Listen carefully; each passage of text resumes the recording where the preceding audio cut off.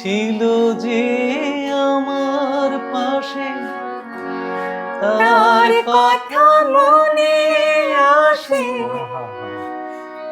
চাই চাই আমি ভুলতে জানি, মন কি তাকে ভুলতে পারে।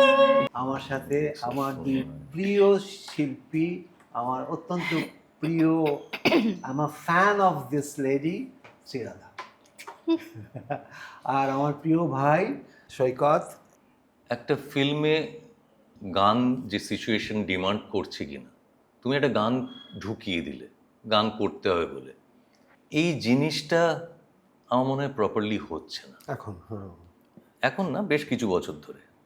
একজন গান সৃষ্টি যিনি করছেন বা গীতিকার সুরকার, তাদেরও কিন্তু একটা ফিল্মের যদি হয় শুরু থেকে শেষ পর্যন্ত থাকার কথা। স্ক্রিপ্ট রিডিং থেকে কিন্তু আগে সেটা একজন থাকতো। আগে সেটা থাকতো থাকতো। তো।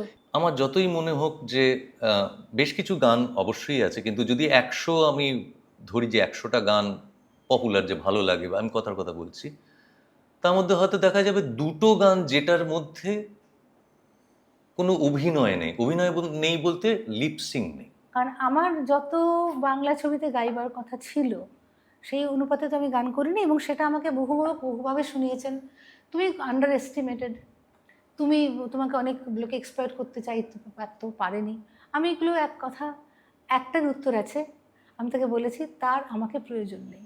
এখন যেটা দেখতে পাচ্ছি, তার গাইবার ক্ষমতা নেই, সেই সঙ্গীত শিক্ষাটা নেই, সে এক্সিকিউট করতে পারে না, আমি ইমোট করতে পারে না, একটা গানকে রেন্ডার করার ক্ষমতা নেই, কিন্তু তাকে আমি পছন্দ করি, বা তার যেটা ফাংশন হিট, তার অনেক রেট, তাই তাকে দিয়ে গানটা গাওয়াবো।